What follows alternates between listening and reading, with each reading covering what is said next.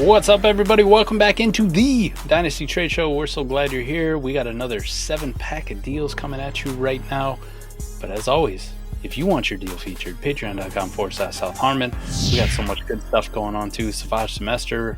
As we're recording this, we'll be kicking that baby off tonight in just a few hours. You guys watch this on Saturday, but don't miss out on the next one. Join the Patreon. Not only can you get your deal featured, but Savage Semester is a good time. And Adam, you know, man, we got sponsors. I got shit behind me. Ultimate autographs, signed shit, signed sh.it. Go get you some of that dope memorabilia. And then, man, I'm breaking out the retro. You know, they obviously don't sell this anymore on Fanatics, but certified shit. Go check that one out for all your gear, whether it's NBA, NFL, MLB, hockey. We got hockey. We got the Stanley Cup Finals going on. I have not followed a minute of it, but a lot of people into hockey. I'm an NBA, NFL kind of guy, but whatever your flavor is, Fanatics has you covered. Certified shit. Certified sh.it. Go check that one out as well. But, buddy, 100%. Let's not pussyfoot around here. We got Dynasty deals to discuss. Let's get after it. Mike just clean sweep. Let's get to it, baby. Let's go right into the deals. Welcome to South Harmon. Wow. The this trade might be here. The most unsexiest deal to kick off a trade show we've done yet. I was going to say, speaking of that, does the league name fit here? This is from Butt Stuff. This is a 12-team Superflex 2 tight end league. Something to keep in mind. We'll get into some of the details here, but it's a 2 tight end with a half-point tight end premium. So tight end premium may not be the 0.75 we talk about, right, a lot of times, but making it dual tight end with the tight end premium changes things. Lineup start 12. Mike, walk us through it. You walked me through it. We talked about it last night when you made the trade. Last night, man. Yeah. So tell everybody, what was the reasoning? What went into this one? The initial hesitation on my part on just hitting accept on this, and thinking about it is, one, you know me, man. Tight ends don't matter. I don't really give a shit. Even in a 2 tight end league, half point, I don't fucking care. The other part is Jaylen Wright's getting some buzz. He's getting some hype about how good he looks in OTAs, and could this be the year for Jaylen Wright? And it was a guy for you and I that coming out last year we both liked. We were both in on. Albeit when he got opportunity last year, he did absolutely fucking nothing, and he kind of became an afterthought. Right. But we're in the off season, so the good feelings are back again. Okay, maybe it just took him a little time. Whatever story you got to tell yourself. I was just gonna say, the best part about this time of year, Mike, is there's no one keeping score. It's kind of like if you don't keep score on stuff, you can tell yourself whatever you want about the game. It's all about however you feel. To your point. And if I would have stopped there at story time, I would have probably declined this deal. Right, sure. Thinking that, one, if it is true, this is a guy I want on my team. 2, even if it's not really true, maybe the hype keeps building. I get something better than Hunter Henry, which at a position I don't really give a shit about too. So it was convoluted. The thing that changed this entirely for me, Adam, is when I went and I looked at the WoRP graph, and then I actually did the research at it, and I went, dude, why the hell haven't I hit accept already on this deal? This should be easy, done. Smash accept, done deal. WoRP changed this for me completely. There it is, man. Let's go in the portal. Let's go in the portal like we're some college football stars. The key in was too easy there. We got to go see what WoRP has to say, buddy. So here's a look at the multi-year graph. In general, right, we're going to get to the single year too, but Mike, when you're telling me the tight end line is hovering and keeping somewhat of a pace, right, when I look at that red line, which is the quarterback line, that's much different than a lot of leagues look, right? Yeah, for sure. Straight up, for sure. Period. I mean, you have multiple people. Now, granted, it's not the upper quadrant multi-year, but you have 2 and close to 3 tight ends over to WoRP, relative to very few players that are making it into that box. We'll take a look at single year data just to give you guys some context and reference for what took place last year. Yeah. This is the one that did it for me. Now, you can do the cool feature on our WoRP tool, right? Unlike a lot of other imitation ones. You can take off quarterback and wide receiver, right? So we can just look at tight end and running back for last year. And I can tell you, Hunter Henry, if you go look at it, I think he finished as tight end 10. So that's where you're going to start, right? Yep, right Boom. On the nuts. 1.53, which is that a pretty number decent specifically is key to me. What 1.5 WoRP forget Hunter Henry for a second. Just 1.5 WoRP in a league like this.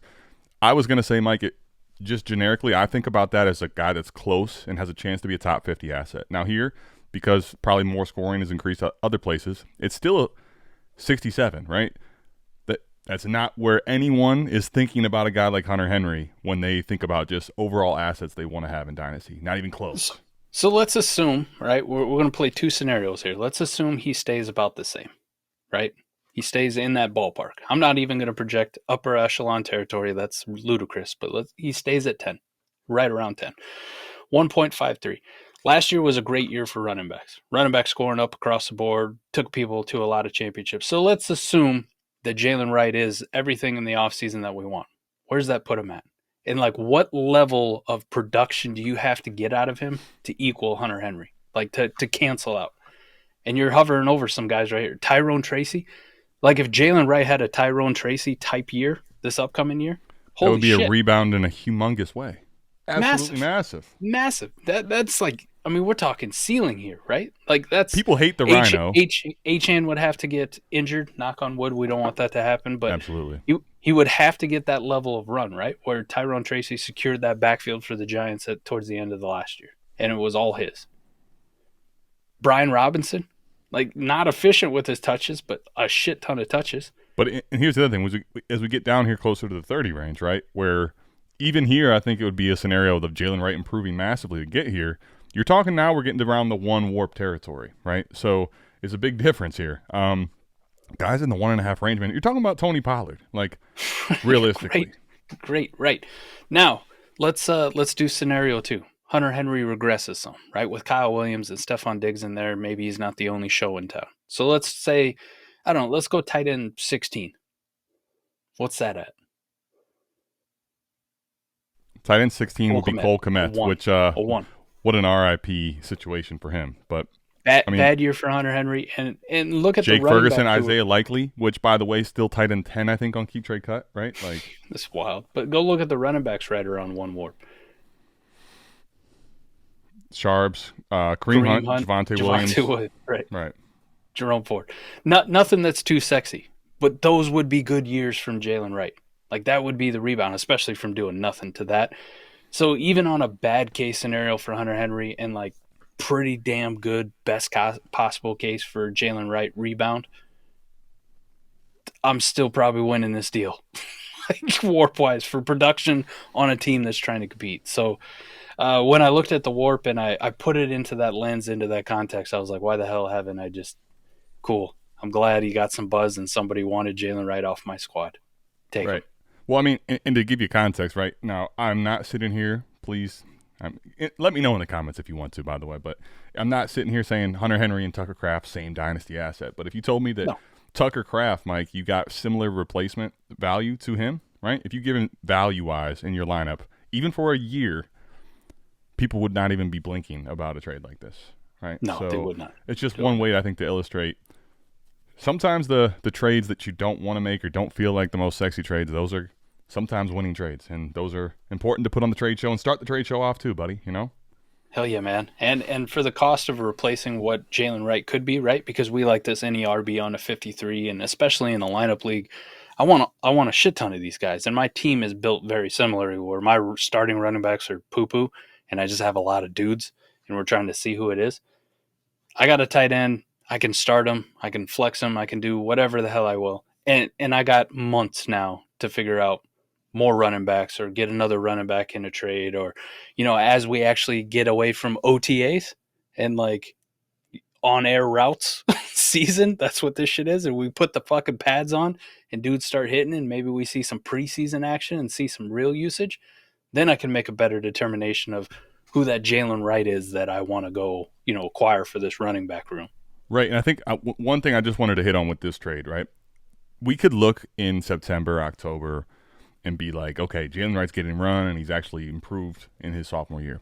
Definitely in the range of outcomes. But I just wanted to say one thing to keep in mind for players and archetypes like this. It's very fun right now to talk about guys like, for whatever reason, for people, Trey Benson's, right? Jaylen Wright, Marshawn Lloyd. Mike, you know who nobody likes to talk about and is buried? Is Kendre Miller. So one more year of lack of production and we will be putting this guy not in his realistic dynasty grave. So just remember that this pivot right now, while it may feel gross when you drafted Jaylen Wright last year and all this hope, you're trying to get off of potentially a situation where you go to zero or very close to it. Yeah. Yep. Just trying to get out while he still has some value and, actually put some contending pieces on the team. That was a pretty easy one for me. I'll be interested to see if there's anybody in the comments who disagrees and what your process is on why you disagree with it, because I just gave you mine full out. Yeah. Right. I mean, and the truth is, I think timing is going to be a big play in this, right? Like that trade, if it went down after he wasn't getting run and it was, October again, right? And Drake, man, that offense is taking a step. Like we could see a different scenario, but right now in the summer, nobody cares about Hunter Henry. No one cares about him hardly when he's playing. So we got another 12-team Superflex PPR. This is a lineup start 11. Mike, we're gonna have to do some digging here, as you can see. No league name, but I'll we start will. Right now. That's what tools are here for, buddy. We have the tools, not Enterprise Rent-A-Car, but Josh Allen, Mike, is being acquired. Josh Allen being acquired, worth looking up the details to find it. 4, Bo Nix, Emeka Egbuka, speaking of players getting a lot of buzz and hype right now. Mike Evans, I believe, today I just saw on X. It's all clips, buddy. It's clips of people either barely in shorts and T-shirts, right, or talking. That's what we have right now. But he's basically, he said he's like Chris Godwin catching the football, but he's built like a running back. In a 26 first. So Bo Nix, Egbuka, 26 first from Jay Poots, not in the deal here to keep in mind. 4, Josh Allen. Big boy deal. Mike, have you done any digging? Found it. Found Yep. it. Boom. Yep. I mean, listen, Thanks to the lab, baby. let's Mike's already been cooking, but we'll cook up the graphic just so you can see it. This is what we do, okay? Nailed it. Put some respect Nailed on it. our name. Mike, go ahead and talk to me though. What are we looking at with the league once I get it up? Pale Rider? Yep. Pale Rider 1. Corncob TV Presents is the league name. You gotta love it. Oh, Now, wow. it wasn't 82 easy. leagues. 82 Mike, leagues. 82 leagues. Mike went through that like it was nothing, okay? So I'll teach somebody, if you guys want to use the lab, Let's do this, quick yeah. way to do it, right? I like to do it too. This is me being completely transparent with you. There's a lot of fantasy analysts on X, Twitter, whatever, that talk a lot of bullshit, right? And the lab kind of cuts through that. So this is a way that I single out when they post trades with no context, because if you actually had the context of the league, you would shit all over them for it. Go to League Mates tab. Boom. And then type in Chief Vaughn, whatever the fuck it is. Just start typing Chief. There you go. Vaughn Awesome. Boom. Boom. One league together. What we need a Staples button on here too. You like that? That was easy. I'm gonna have to edit that in. Nailed okay. it. Now, look at that. I mean, is that easy? Speaking of easy, Mike, did Pale Rider just get an easy Josh Allen when we take a look at it? What are your thoughts here when we go through this? It's going to seem like a steep price because Bo Nix is pretty good and we all kind of like him, right? Yeah. And there's a first involved and then there's another piece involved into this deal. But you look at the context of his team and you're like, dude was loaded at quarterback. Loaded at quarterback. Sure. Right? He had a little mini QB horde going on. J-Day, So he's got and now J-Day, Josh Allen. He's got Jackson Dart, Tua, Daniel Jones, who's now Tyler assuredly the starter by people's records, right? Yep. And Tyler Shuck. Yep.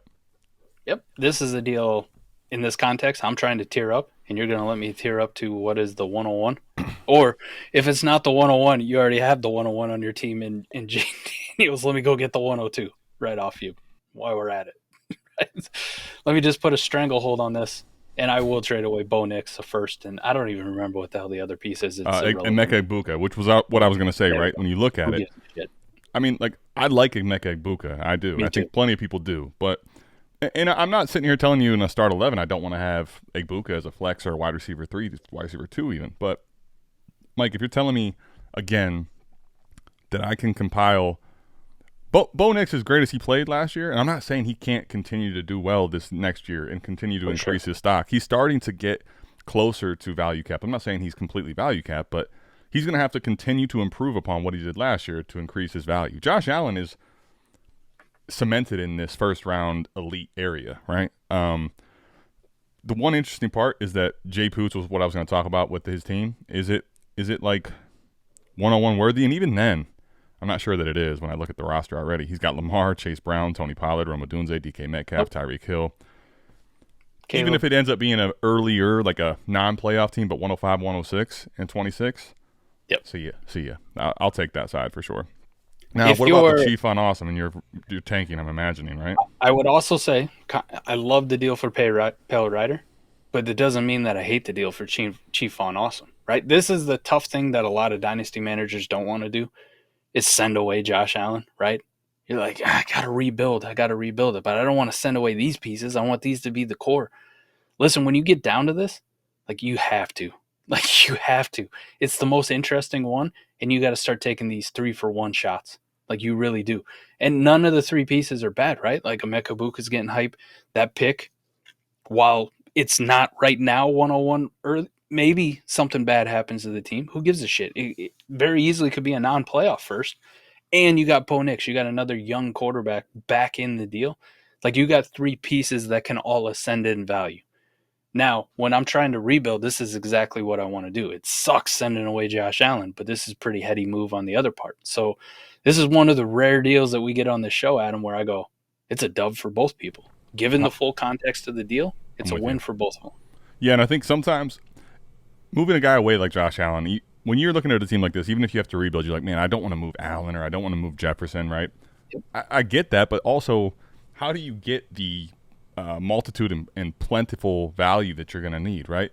I think especially considering, Mike, one of the things, I look at the KTC pick value. The guy at the top is just sitting here flush for the record, right? Flush. And when I think it's important to notice, like, I mean, this is one of those situations where somebody is just gaping. Pale Rider is pale riding this league, okay? But in the scenario that you go in as an orphan to a situation like this, let's say that's the scenario, regardless of if that's the case or not. If you find yourself in this situation, this person has leverage, right? So I think it's key to note, while you may not like getting rid of Josh Allen, you got three pieces back, right? Bo Nix, for a lot of people, top 12 to 15 quarterback in Superflex, right? You got a legitimate first-round receiver, very talented, that the Bucs drafted. If anyone's concerned about him, it's more so that he will not probably produce in year one potentially, right? You don't necessarily care about that if you're rebuilding, right? And then you also get a piece of his treasure chest. I don't know if it was the top pick he had, but it's close enough to a team where, okay, non-playoff first. These are all pieces that should be valued inside people's top 50, which, Mike, I think the biggest thing here is I'm looking to multiply assets. So now if you give me three legit assets, right, it's like a spider web. Now I'm down to three. Now I'm looking to make another potential trade like that with Jefferson or someone else, to where I'm getting myself in the range of 6-9 players and assets into the top 50 in a year or two. Then I can figure out what to do with all these assets and how to rearrange them to get back to contention. But making sure that you multiply assets is huge in this scenario. Yeah, it's a win for that front for him. And then the Pale Rider thing, I'm not big in Dynasty about consolidating assets unless there's a big asterisk unless you're flush. I'm a super contender, I'm already flush, then yes. Yeah. And the other thing, doing it for positions that are going to retain value and make a difference in your league based on WoRP, right? Right. We know elite quarterbacks are going to – it doesn't really matter where that quarterback line is. Josh Allen, Lamar, Jalen Hurts, J-Day, they're going to make a difference in your league. Those are the guys that you want to consolidate. So you hit both of them, right? I was already flush with assets, and I'm doing it at the super flex position, right? I'm not going after, a running back where I could be an injury away from this dude just shit in the bed, right? I'm going after the elite of the elite. So I love it. I love it for both sides. Great deal by you guys.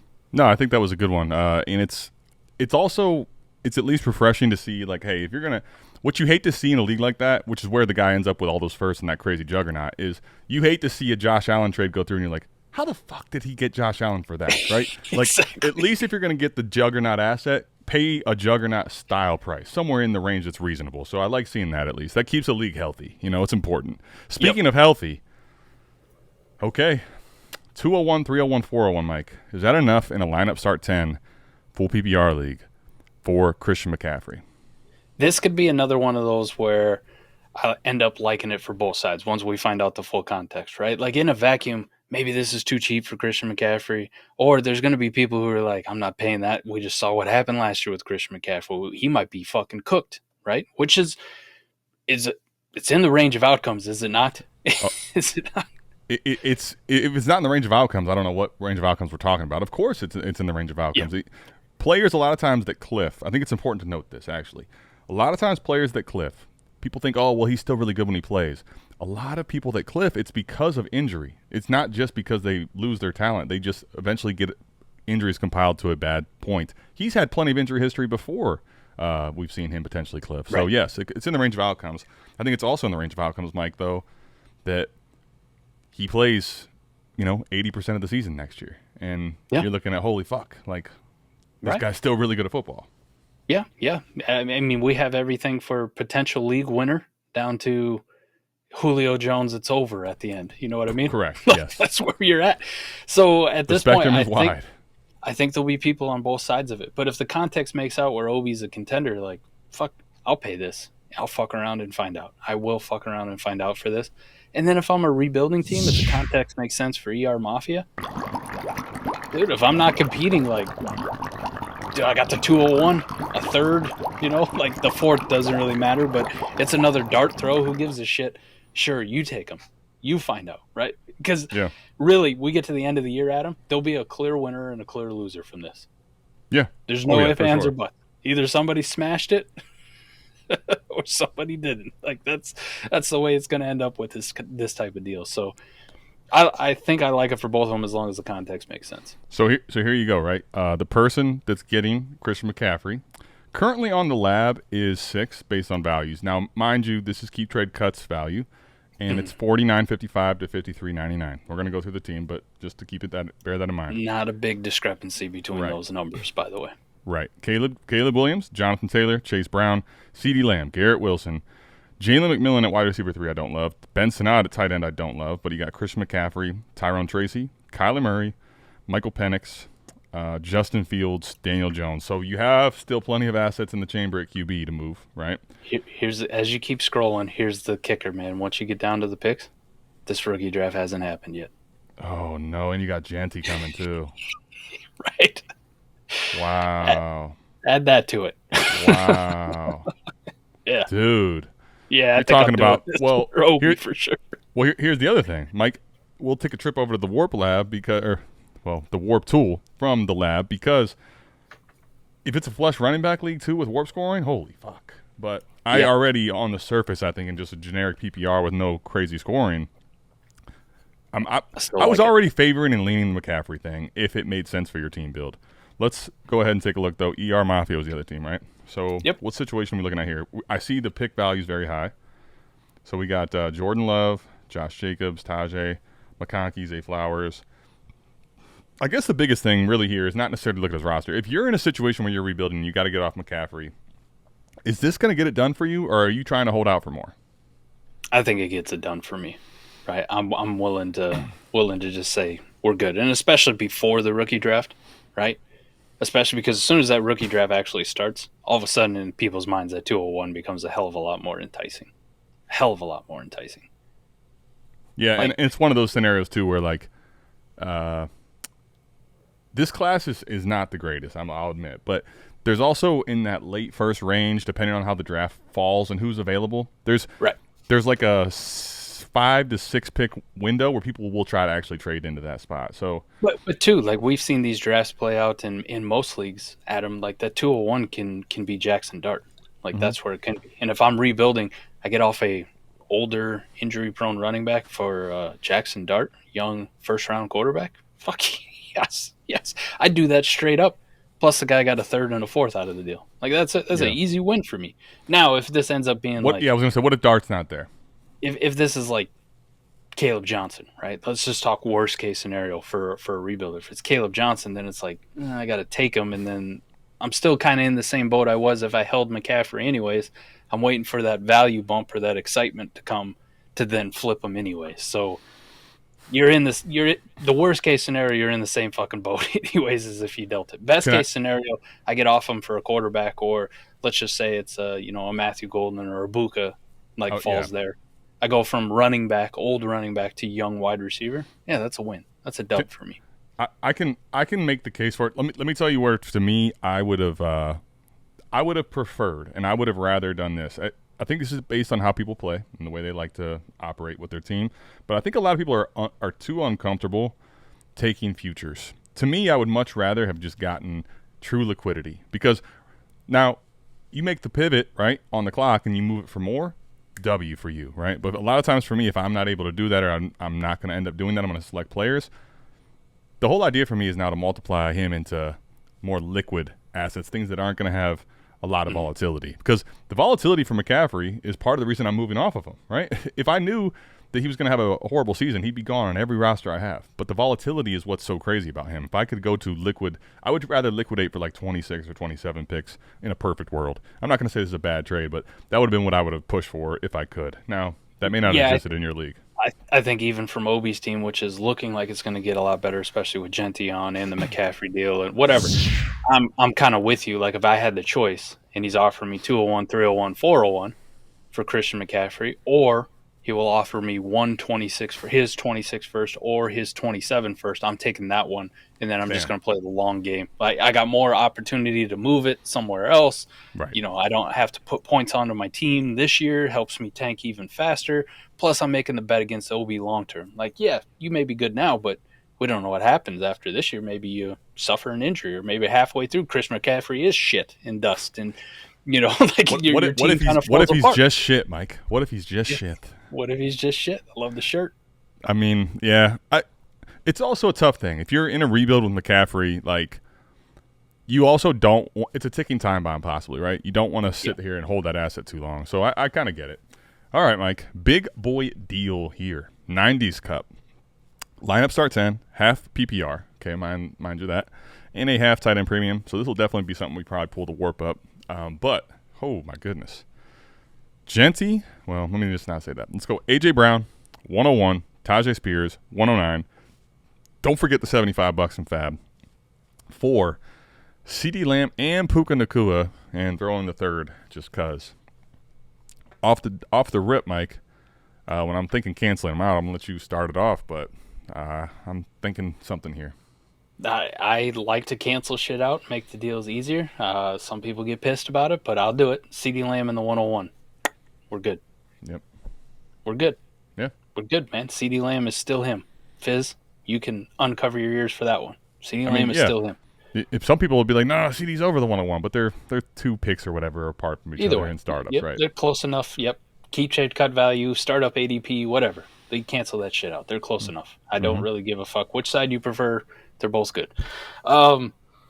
Then we start to get a little convoluted. It's like, how much do you value A.J. Brown versus Puka Nacua? I think everybody would say Puka over A.J. Brown, okay?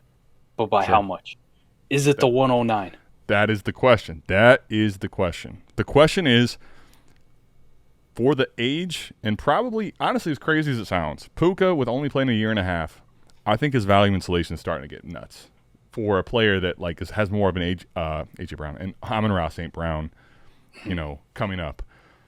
That's the big question, right? Because A.J. Brown's production, I don't think anyone's going to doubt if he's in the elite tier again next year. But it feels like people are just readily wanting to try to exit what they think is going to be a depreciating asset, because it's already kind of depreciated every offseason more and more. If you tell me, right, because we look at the 109 and we look at it pretty fondly because it's a mystery box, right? Like the old the old Peter Griffin Family Guy. I was just going to say, this could be anything. It could even be yacht. I would say this. If you look at it as a 109, it's a mystery box. If you told me the 109 is Emeka Egbuka, right, which currently that's where it is in ADP, A.J. Brown and Emeka Egbuka or Puka Nacua, I think for me, Adam, that is a much more realistic conversation, and I'm kind of okay paying that price on a contending team because I'm getting CeeDee Lamb. I'm going to add Puka to this fucking lineup. Like, I'm okay paying the Emeka Egbuka plus my A.J. Brown to get Puka in this deal, hypothetically. Mm-hmm. If you told me that, and we've seen lots of drafts, I just brought it up on the last trade. If you told me that's Jackson Dart from the way I like to Dynasty in 12-team Superflex leagues, like, I'm not paying A.J. Brown and Jackson Dart for Puka Nacua, right? It becomes a completely different conversation for me. And we're kind of glossing over the rest of the thing, but I don't really give too many fucks about Tajay Spears.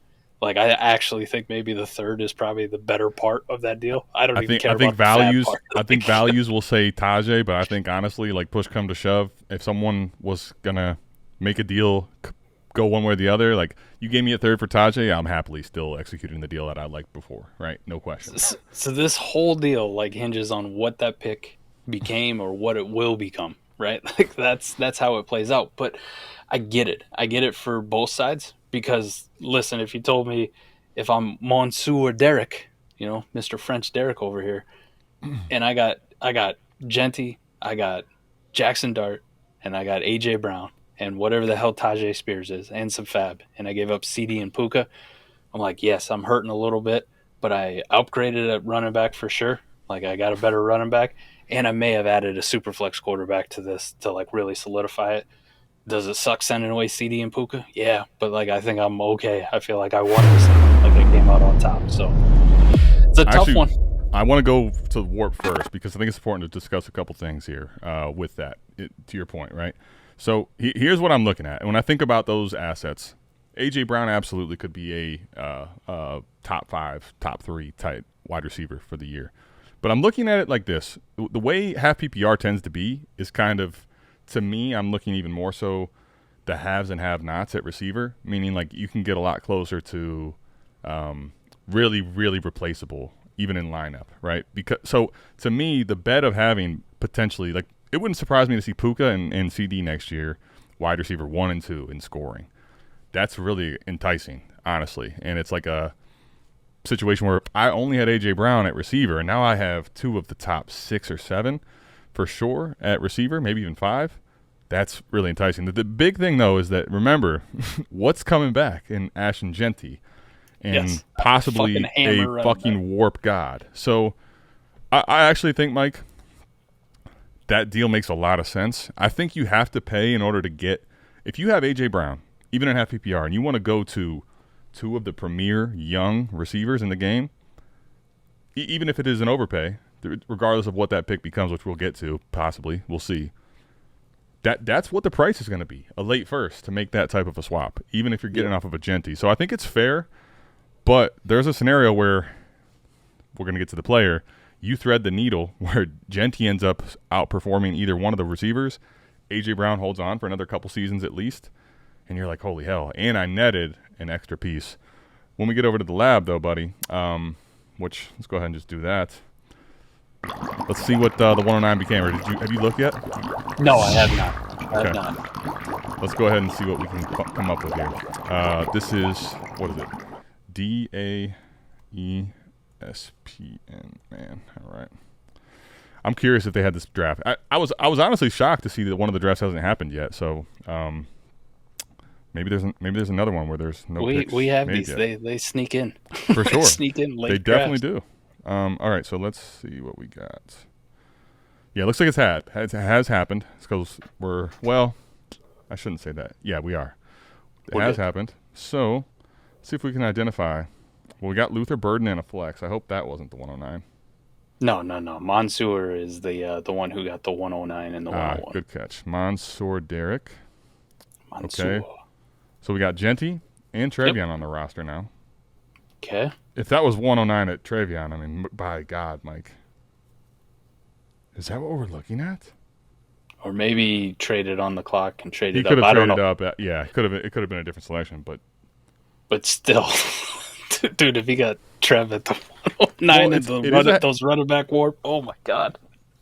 that's why it's hard to believe. It's a half PPR league, so like, I'm not going to say Trev can't fall to the 109, but like half PPR him falling to 109 is crazy. Even though he does have pass catching prowess. Can't try to say that 10 times fast. Mike, in a half PPR league, the running backs, right? The running backs are where it's at. Yeah, I can't talk today. Yeah. This team is also, you have Jefferson on this team too. Whew. Yeah. This team's looking mighty tough, honestly. Yep. Except for I don't want to have 3 tight ends on my squad.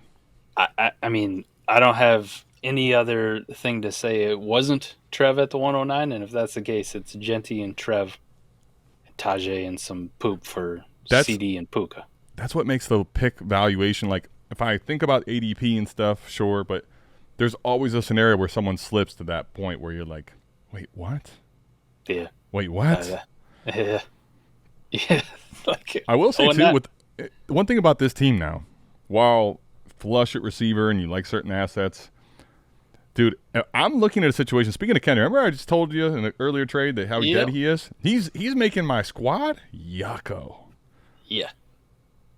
Well, now it's always good to have young, productive wide receivers, even in half PPR. It's always a good thing. Your original point still stands. I just think now with the full context of it, and I'm sitting there and I'm like, dude, I'm leaning that extra 109 side. Yeah. Yeah, I think I'd rather, like, I'll take the shot on AJ Brown if y'all hate him that much, right? Like, especially there's a scenario where he outscores Puka, right? Like, especially if it's Trev. Come on, dude. Yeah, Genty. If I end up with WoRP. Genty, Trevion Henderson, right, and I still have Justin Jefferson on my squad, I'm okay. Yeah, very I'm okay. I'm doing all right. Yeah. Yeah, I like the Frenchman Derek side. And that's why they give you the tools, you know? Sometimes you got to go. Sometimes you got to dive in. You got to really dive face first. Speaking of face first, how about America's Game? 2 quarterback league, Mike. 2 tight end. 1.5 tight end premium with a 0.25 points per carry. Best ball start 12. Off the rip, America's Game, so you're already going to have to do it. But all that type of scoring things, Mike, this is where the WoRP tool becomes a very valuable tool.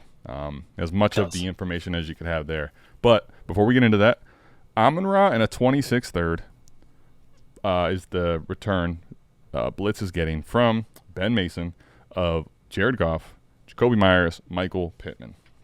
What's that on the surface? Unless the WoRP tells us something different, right? And as much as I think Amon Ra is kind of a little bit too disrespected, and he is good. Yes, he is good.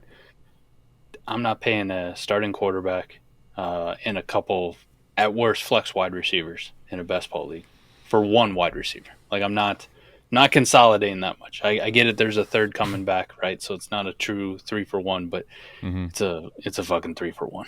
It's a 3-for-1, and so 3 for 1.25 maybe, you know. Yeah, and it's not like it's not like they're a bunch of turds coming back on the other side. You know what I mean? It's not like what everyone tries to do in most leagues is just package a bunch of shit together. Here's the crazy thing in best ball leagues. Adam can attest to this. Anybody who's played a lot of best ball can say usually those deals don't work out for you, right? Even if they are kind of turdy, usually the guy getting the 3, the 4, the 5 pieces, even if they are turdy, is the one at the end of the year that's like, yeah, I still won that one, didn't I? Like, I'm still holding the championship. Hey, best ball is all about diversification, having as many shots and as many things to enter your lineup as humanly possible. So yeah. I'm kind of leaning unless WoRP tells a different fucking story here, Adam. Let's go in the portal. Let's go check out WoRP because, Mike, there's some things that I think you got to get yourself prepared for, okay, with this entirety of the deal. The WoRP here, right? What is really intriguing about it, to me, on the surface here, this is single-year data. Dude, look how flat that receiver line gets. And look how many receivers are under 1 WoRP. That's a really shitty wide receiver line. Really shitty. Like, as crazy as it is when I look at this, at least for me, the way I'm thinking about it right now, and we can get to the other side, but as much as I do like Jacoby Myers and Michael Pittman in best ball, they're almost extremely replaceable with, like, even slightly turdier names in a way. Like Marvin Mims. Pop fucking Doug. Like, I can go on. We can go on and on about this. The quarterback is the really interesting part. However, think about it like this, Mike. If I have a top 12 quarterback, I probably like it. So Jared Goff definitely can fit that mold, no question. However, like, the red line gets below and equal to the tight end line in kind of a hurry too here. This is a interesting ass league.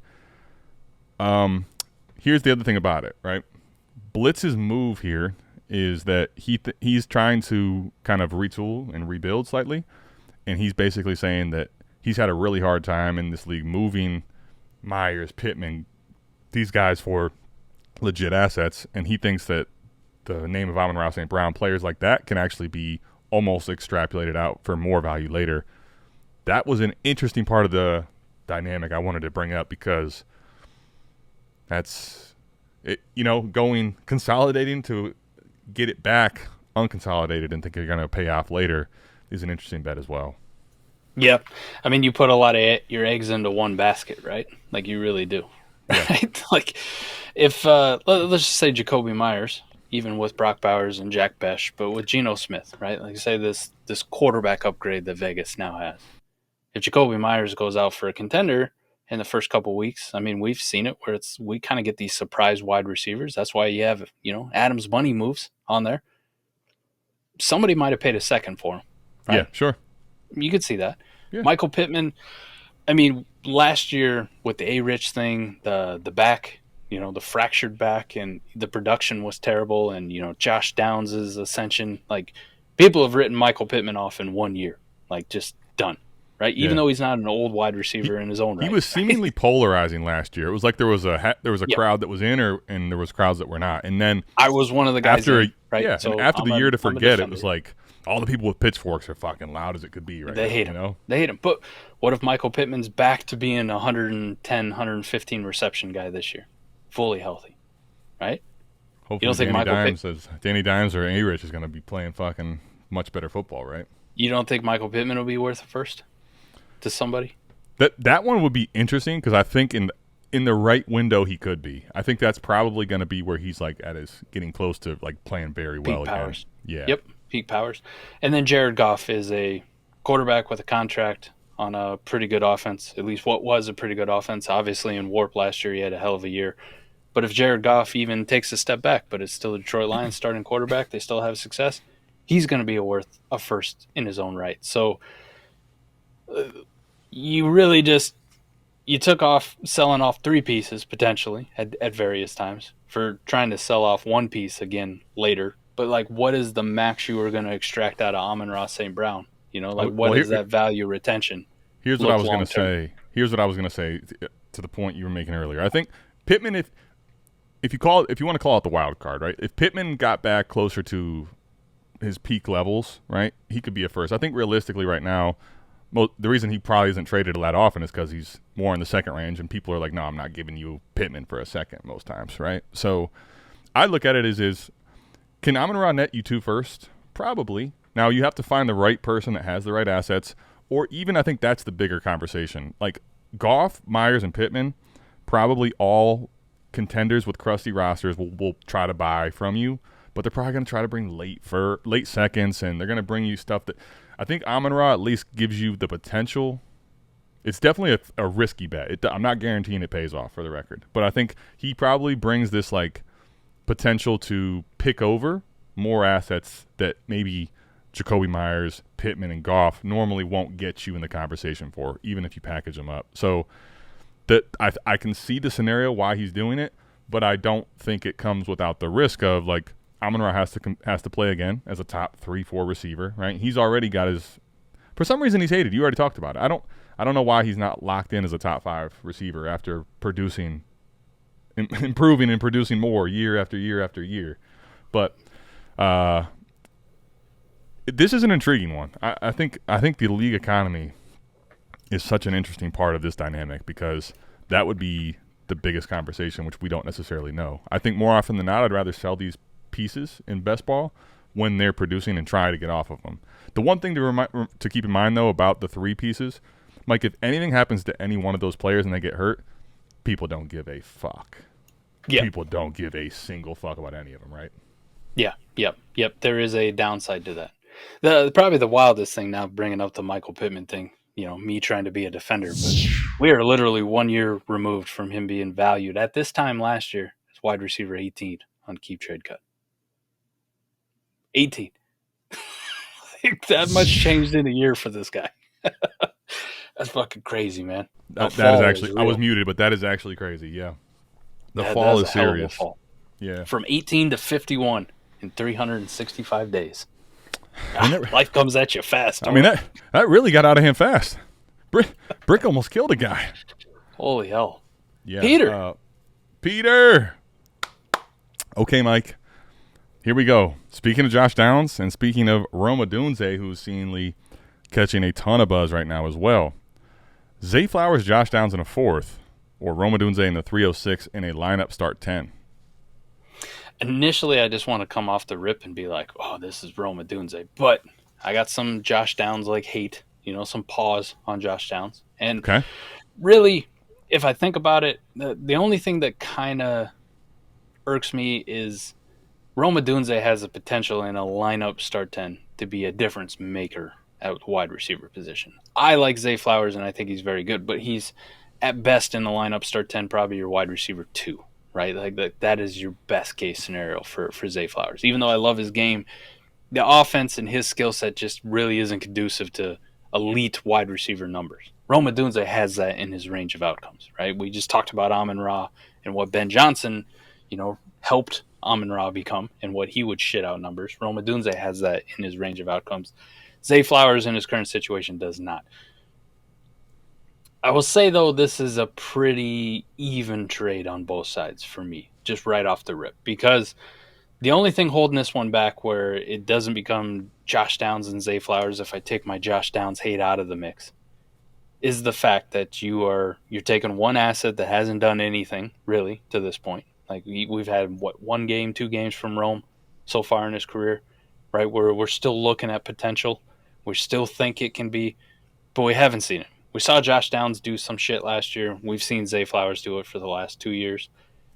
The only thing holding this back from being a smash for that side for Peter right now is just the fact that it's lineup start 10, and I'm like, you might get a little bit convoluted on who you're starting at the wide receiver position. Like, do you really have any hammers out of this group where Rome Odunze could be that hammer? Could is the key word. Could be that hammer. So I think it's pretty even between the two. What says you?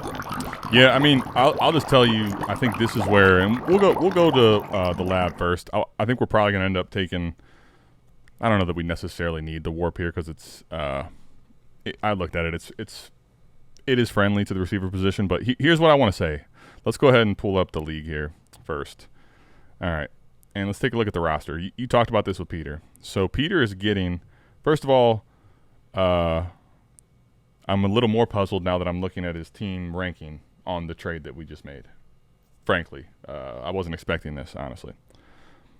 But your roster is Brock Purdy, DeAndre Swift, Braylon Allen, Zay Flowers, DK Metcalf, Tucker Kraft, Jalen Waddle, Josh Downs, Chris Godwin, Dak Prescott, Danny Dimes. Bench. I mean, you're probably going to end up. Here's the thing: when you look at the bench of this roster, that you should be setting and forgetting all those guys, right? I don't like this trade for Peter at all, to be honest with you. Before I had the context, I was already going to push back quite a bit because of the lineup start 10 aspect. Here's the reason I say this. Okay, this trade, if we look and Rome doesn't have a decent bounce back. When I say a decent bounce back, I'm talking like if he's even a top 24 receiver this year, I think his value is going to actually increase, right? If he's a top 15-ish receiver, here's the problem. Even if he's flirting with that, shows games of top 15 numbers on a, 4 or 5 weeks out of the season.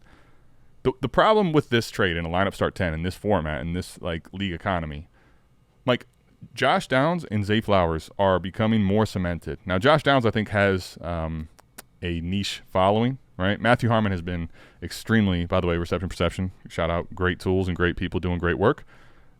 He's very high on Josh Downs. I'm not saying he's a bad player. He could have some value bump. But none of these players here, Zay Flowers and Josh Downs, can even get you in the discussion of some of the best receivers in the game. And in this format, it's going to be driven by having the best receivers in the game. If Rome has a bounce back of some degree, he's going to be in the conversation with them as the elite assets. So to me, I understand wanting to move off of him because you're worried that he's not going to produce and you have holes to fill in your lineup. I could maybe have made this move, Mike. I probably wouldn't personally because I'm very in on Rome. I'll give you my bias there. But if you're telling me this was you had to split this asset right now and it's going to help you really be a contender and your team's well built and towards the top of the league, kind of a sacrificial lamb, so to speak, there's no chance I'm doing it with this roster. Zero chance. I think you got mute. As soon as you got the context, I was like, okay, no, Peter, you done effed up. No, there's no fucking way I'd do this at all. Right? For all the reasons that you said. Plus, on top of it, even if I'm like trying to rebuild and Look at this diversify fucking assets, thing. Look at this fucking thing. Peter. I'm not doing this shit. I'm not doing Peter! this shit at all. No, fuck that. There's no fucking way I do this. Peter, you could have done so much better, man. Unless you're the biggest Josh Downs truther out there, then best of luck to you. Good luck. I don't want to pull This man water. got off of the Zay Flowers Lamar stack, and I couldn't be happier for Janner. Yeah, damn it, Peter. I was so ready to. I wasn't loving the trade from the beginning, but well, we all make trades that we don't love. And here's the thing: there's a scenario where Rome doesn't actually pop off, and the offense doesn't take as much of a step forward as we're thinking. Maybe then, and Josh Downs has a really good year, so it could work out. The bet in the process to me, Rome is in a position to be one of the elite guys if he has a good year this year. I'm not getting off of that type of an asset for those type of two. How about this one? Dynasty Bestball. This is Koopa Troopa, okay? Bestball start 10, so we're going to have to pull up this specific warp, I think, to get an idea here. But, Mike, you're talking about we had McCaffrey earlier, right? This Fresco backfield, which, listen, Guerrero was the amount of hate that Guerrero was getting when Jordan Mason took all the run early was crazy, was it not? Like, he can't play, he's not going to ever play, and then Jordan Mason gets hurt, and then Guerrero had multiple weeks of being highly relevant and the easily like 101 player available on redraft waivers, right? So I get it. Guerrero, I think, is still in a position while McCaffrey's healthy probably to get no run, but he is that one piece away from having a huge potential workload again. They did bring in Jordan James to, see what that's going to end up being. Whatever, yeah. Right. Drake London or Guerrero and A.J. Brown here in a best ball start 10. In a lineup league, you would look at this and you'd go like, dude, Drizzy's where like people are going to go nuts for him, right? If he has a year like he finished at the end of last year when the Penix got the start, people will go ballistic for Drake London. Like you could see Drake London surpass Nico Collins, right? Like that's not me being hot take. All of a sudden we could be having the conversation about Drake London. If he has himself a year, we're going to be talking about him in like top 5, right? AJ Brown is on the tail end of, being around that range and now kind of getting crustier and gross. In a lineup league, people would be like, this is stupid. Like, I'm taking Drake London every time. Best ball, kind of a little bit of a heady move from Koopa here, right? He's gambling on 1-year productions, being very similar. Maybe Drake's isn't as rosy as we think it's going to be. And maybe AJ Brown's isn't as bad as he doesn't fall off that quickly. And then you got the extra bet on Isaac Guerrero because, like the Chris McCaffrey thing, we just don't know. We don't know if McCaffrey's going to be fully healthy. We don't know if he's not fully healthy, who the next guy is. We saw Guerrero step into that role last year and put up some reasonable stuff. And in best ball, I don't really have to worry about starting this guy. Like if he does smash, boom, I'm getting all them points, baby. They were going into my lineup. And I'm just trying to hold serve at the wide receiver position. So I like the heady move and the subtle differences between lineup and best ball where I want the A.J. Brown and Guerrero side, especially if Coop is contending. If Coop is not contending, then no. Like I'll probably just stick with Drake London because that's got the biggest payoff on being right. And then I can trade him for a fuck ton more than I'll ever be able to trade Guerrero or A.J. Brown, even if they're good this year. Yeah, I think so this one, I'll admit, this one here is kind of I think it's a polarizing deal. I could honestly make cases for both sides. I want to go through the roster here just quickly, and mainly what I'm looking to see, I'm kind of looking to see how deep the benches are. And as I look through here, these are very fucking deep benches. So that part I really wanted to see, because when you see a start 10, right? Think about a lineup league, and a lot of times in the start 10s, you're looking at like a 25-man roster, where all of a sudden, like if that was in best ball and we only have 25 roster spots, as crazy as it sounds, that you don't want to have too many of these Guerreros who, on a weekly basis, may not get any run. Obviously, when he gets the run, he's going to fucking pop. But when I see this long of a bench, man, okay, all right, now I get it a lot more on Koopa's side. That was the first thing I wanted to see. Now, the second piece of this that I think is really interesting, the reason A.J. Brown at the moment is values dipped is because it's the offseason and the age thing. We all kind of get it. So, to me, pivoting off of A.J. Brown, the risk there, if he had a knee issue, Mike, God forbid, knock on wood, all right? If he gets a knee issue and he's out for the year, like that's an asset that we already see in the offseason what it can start to dwindle to. I think it's also there's a case to be made for the Wheels deal side where, hey, I know I'm losing Garendo, but if that's all it's going to cost me is in like probably a third range, late second, early third range to get the younger asset in Drake London. Now can I be smart enough and diligent enough to get something in my lineup that's replacing a running back 3 type, 4 type on my team? I can make the case for both sides. I think more often than not, the process play for me when the benches are this deep is probably to take the 2 for 1. So I definitely get Koopa's side, and I'm not saying he made an errant thing here. I think the process probably still is correct there, but I do think there's probably also the scenario of if your Wheels deals being heady enough to like, okay, now I just need to make sure I'm keeping the rest of my bench going, which let's go ahead and take a look at his roster. Mike, look at this thing. Look at the bottom of this bench. Yeah, that's pretty good.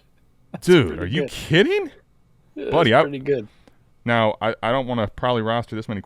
I'll admit, I think this is a trade that I like for both teams. I get it for Koopa, but if my team was this flush, Mike, this is a best ball juggernaut. This is a best ball team that's built extremely well.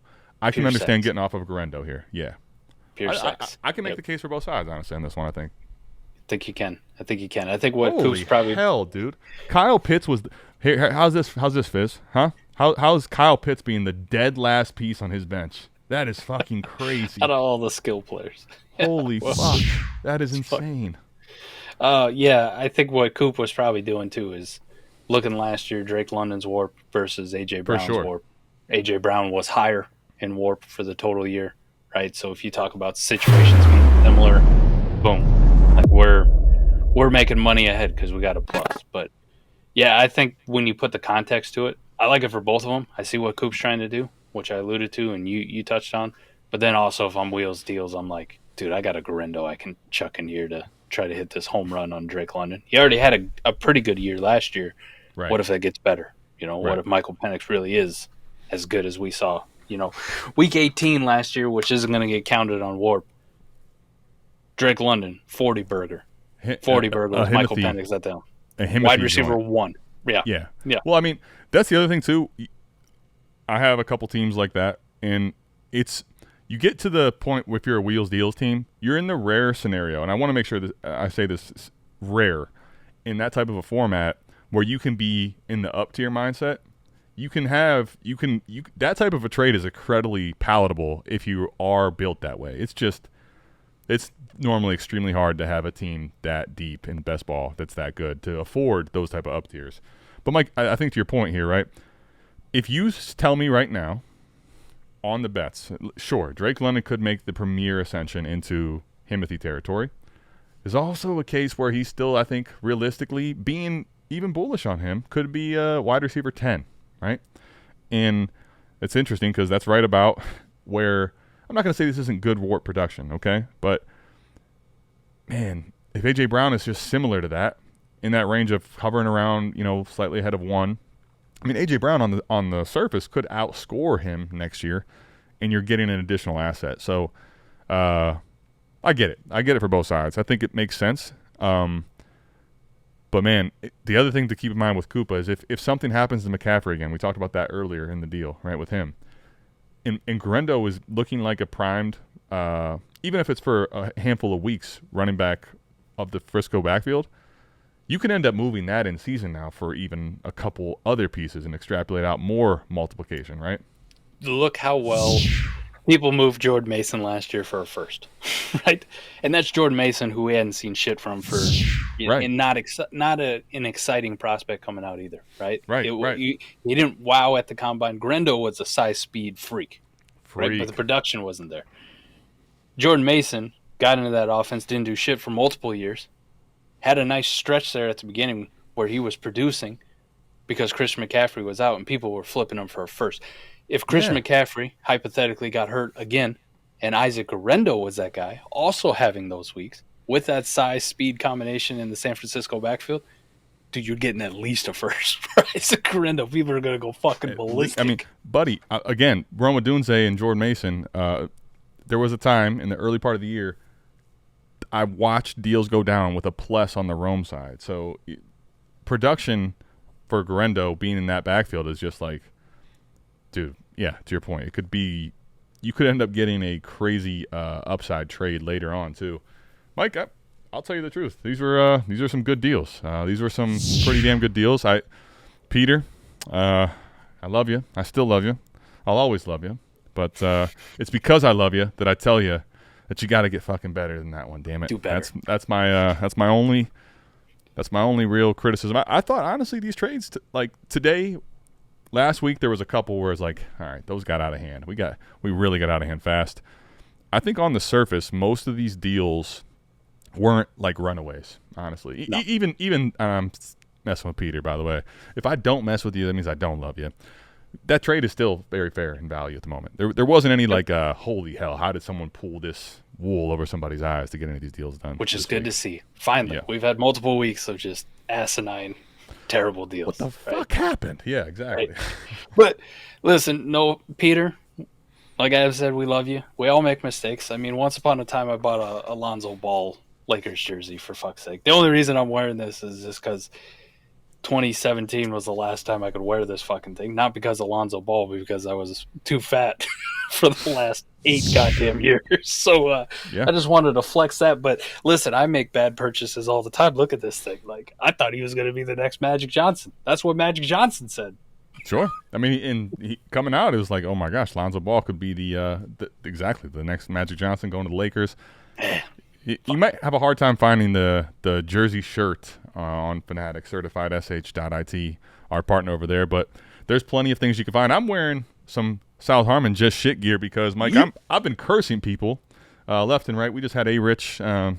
I bought his jersey. So if you do want jerseys, whether you pick the right one or wrong one, make sure that you tell them that we sent you over to Fanatics. Mike, also, to your point, Peter, you can keep sending some more, but if you are not in the Patreon, Savage Semester starts tonight. I cannot wait. It's going to be fun. Mike, I got some things, speaking of the lab, I got some things cooked up for us to have some fun with, some games, try to keep things on the rails early because they're eventually going to get off the rails. Savage Semester, you can come join the show with us. Patreon.com also gives you the chance to put your trades on the trade show. I'm not exaggerating. Some people may think I am, but I'm not exaggerating when I'm telling you there's a ton of benefits that come from being in our Patreon.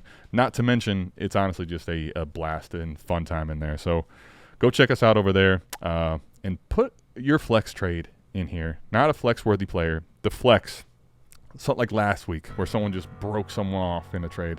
Go ahead and do that for us. And lastly, if you want some signed memorabilia, some signed shit, signed sh.it. The entire room behind Mike, which by the day you can see more of as this man has lost almost an entire body's worth of weight now. Congrats to you, buddy. See everything better now. Yeah, you can. You can see the whole background, all the signed memorabilia there. They do some box breaks, which are really cool because if you end up winning out of those box breaks, you're always ahead. And there's some really cool stuff that comes out of those box breaks. So make sure you check our partners out over there. Sorry for that, buddy. I mean, you started it off so clean. I had to try to get us out of here clean as anything you got before we leave, That's all I got, man. Good show. Close deals. No blowouts. We're good. I love it, man.